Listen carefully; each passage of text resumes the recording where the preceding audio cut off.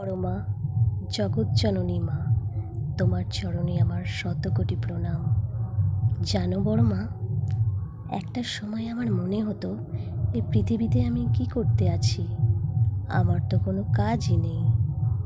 আমি যদি কোনো ভালো কাজ করতে পারতাম তাহলে মনে হতো কিছু একটা করেছি। নিজেকে বেকার একজন ফালতু মানুষ মনে হতো। হোমেও লাগি না আর যোগ্যেও নয়। খাই দাই আর ঘুমাই। অসহ্যকর একটা জীবন। একঘেয়েমি, সেই ফ্যামিলি ড্রামা যা বছরের পর বছর ধরে চলে আসছে। এরকম একটা জীবন কার ভালো লাগে বলো তো? এইসব দুঃখ আমার আগে হতো, কিন্তু এখন আর হয় না। এখন আমি গর্ববোধ করি আমি সমাজের ভালোর জন্য, সমাজ পরিবর্তনে অংশগ্রহণ করতে পেরেছি, যা আজ সবাই বুঝতেও পারছে না।